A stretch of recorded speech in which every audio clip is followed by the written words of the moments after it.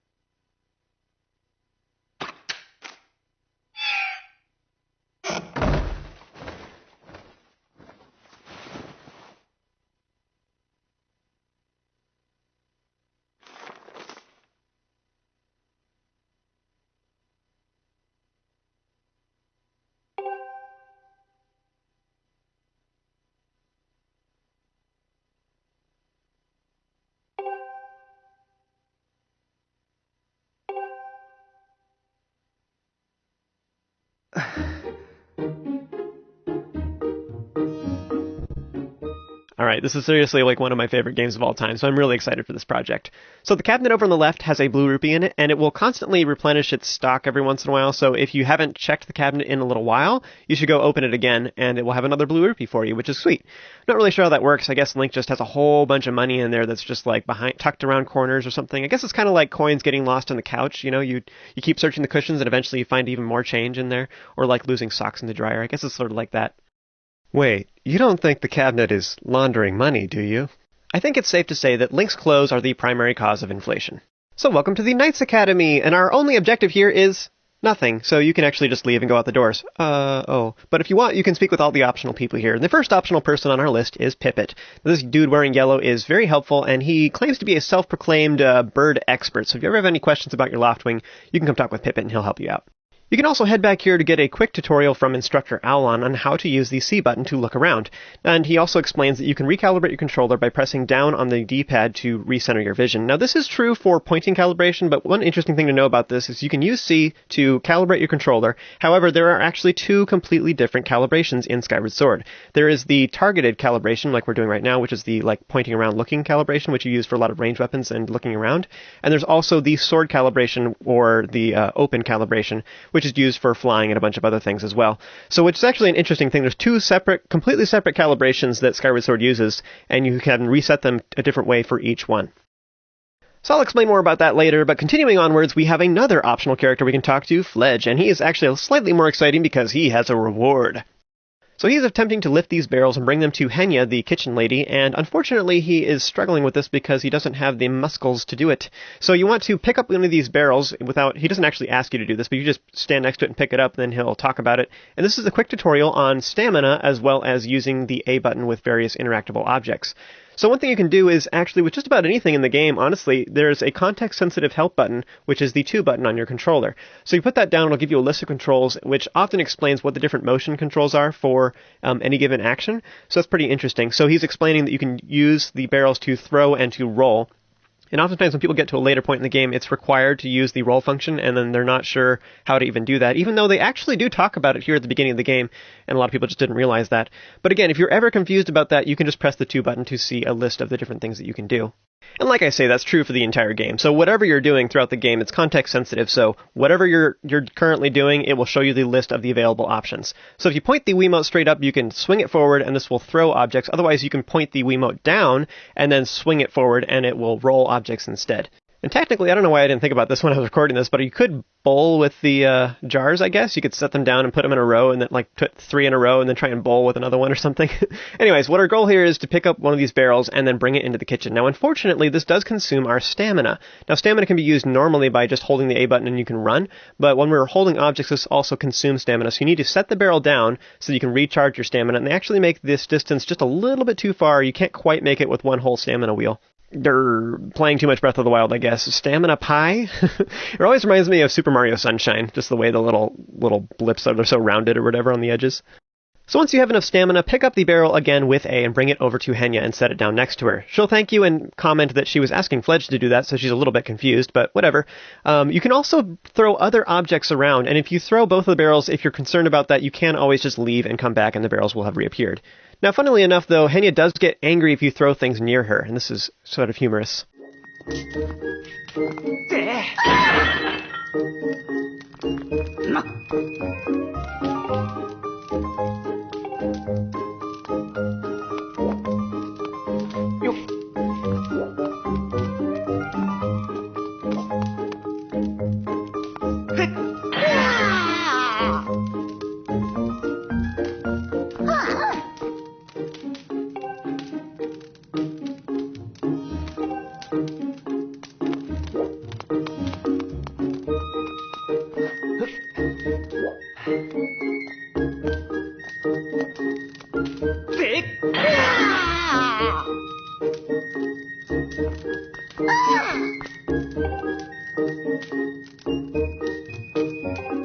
If you sprint with A and then shake your nunchuck, you can also roll, and I'll explain more about that later. But anyways, you can roll into stuff here in the kitchen, and it will knock stuff to the floor. Now, characters don't really react too much when smaller objects break, but they do react when bigger things do.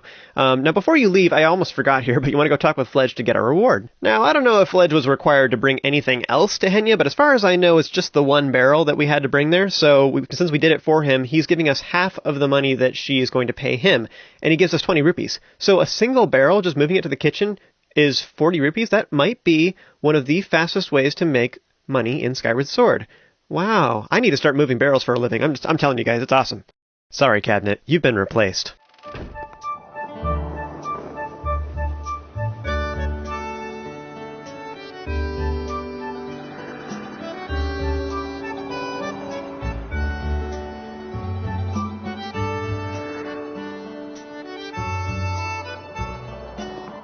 So once you move a little ways away from the Knight Academy, then Instructor Horwell will call out to you from above, and he explains the basics of Z targeting. So how that works is you press Z on your nunchuck controller to lock onto an object or a person or an enemy in the distance, and then you can interact with it with A or use some of your other items. Now, at this point, all we can do is talk with him, and so he forces you to do this. He will not let you pass until you talk with him this way. So target him, you hold down Z while doing it. You can just, if you release it immediately, it's not going to work. So just keep him targeted, then press A, this will talk to him. And after that, then he gives you a quick tutorial on how to run up the boxes. So you can use stamina in this game, and we have a stamina meter. It always reminds me of Super Mario Sunshine in particular because of the way the little pie looks. This little green pie with these little eighth slices in it. But anyways, you want to dash up these wooden boxes to get up above, and to do this, you just hold A and then run towards the boxes will allow you to climb up. Now, if you run out of stamina partway through, though, you might have to stop and let it recharge, especially if you run out completely. Generally speaking, you don't ever want to run out of stamina. You can run it down until it's just a little sliver, and then you want to start letting it charge back up again.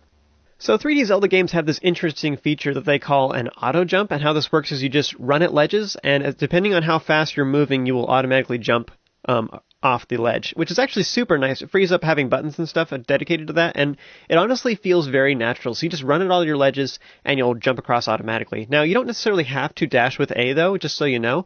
Most jumps you can totally make just fine without having to dash with A. However, there are certain applications like running up walls, or diving off of docks to get onto your loft wing, or like certain jumps in particular do require dashing. So anyways, I just recommend you dash for everything. So at this point, we can continue on to the Statue of the Goddess and meet up with Zelda, but otherwise we can actually hang out with Professor Horwell, where he has 2 more tutorials for us as well. Now, there is no reward for this. We don't get any rupees like we did with Fledge, for example. This is all totally optional. You don't have to do this whatsoever. So you can just tell him you don't have time, or you can agree to do his little side quest, and this is to go retrieve Mia, who is up on top of the roof, which is the remlet that is owned by the headmaster of the academy. So we're going to go ahead and grab that, and if you're watching this walkthrough right now, like if you're playing your game, you don't have to do this. You can ignore it entirely if you're just watching this, unless you want the experience just to see how to do it. Now, when you're climbing, how you do this is you dash up a wall with A to start climbing something. So climbable things are like these vines or these wooden pillars like this. When you're dashing off the side like this, hold left and right to move. When you're at a straight stretch, you can dash real quick, so to speak, by flicking the Wiimote. So flick only when you're at these straight stretches. You want to continue on, climb up the vines, and then head towards this box. Now, boxes in 3D Zelda games are a little bit weird. Maybe the controls are slightly confusing, but like Wind Waker, for example, has two different buttons. You can press A to do one action, then R to do another action. But in a lot of the Zelda games that are 3D, use the A button to perform multiple actions with boxes. So in this case, you press A to grab onto the box, but you also press A to dash up the box. It's a little bit weird. If you're standing close to the box, you can grab onto it, then push it up against the wall, step away from the box so that A doesn't grab on, and then start dashing up on it. So I know it's kind of weird. If you keep trying to dash up the box, but you keep grabbing it instead, you just need to walk away first. So go up on the roof, there's Mia here, and funnily enough, when you grab her and press 2, the controls show that you can roll her, which is not true. I'm assuming it's because it's the same controls that you use for the barrels and stuff like that, and that's why they're showing that. They just mapped it to that. They didn't create separate controls just for that real quick, but I just find it relatively amusing. But try rolling your cat, usually will not end so well. Anyways, bring Mia down to Professor Horwell. He will thank you and urge you to continue on to the statue of the goddess at long last. Like, he's like, don't go yet, don't go yet. And he's like, what are you still doing here? You can optionally go talk with Jackamar off to the right, and he just encourages you to save at bird statues often. That's a little bit excessive at this early in the game, I think, but yeah, there's lots of bird statues throughout Skyloft, but also throughout our adventure, so just be sure to save often. So one of the big exciting things in my life right now is I'm moving into doing YouTube videos and live streaming on Twitch full time. And I stream on Twitch a couple days a week right now, and just depending on schedule.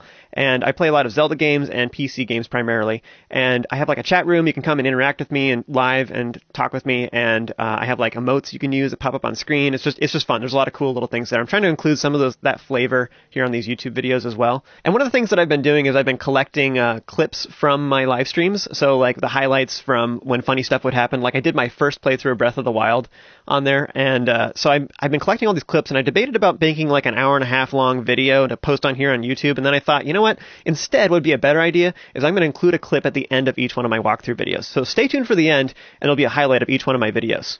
Alright, that's basically the end of this video, so hang out with Zelda, and then stay tuned for the end where I have that highlight.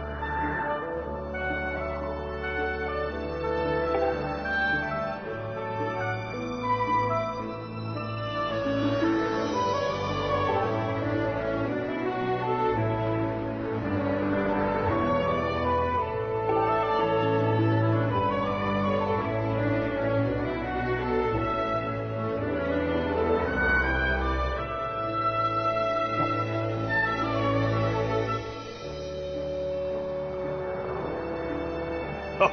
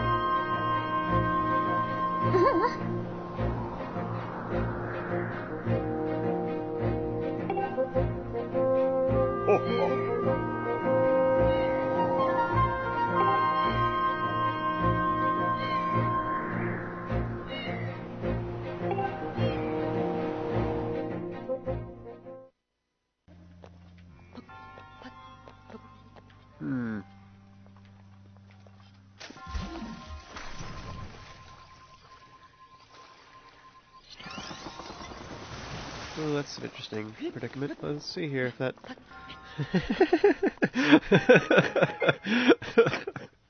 like running up it as opposed to like climbing it.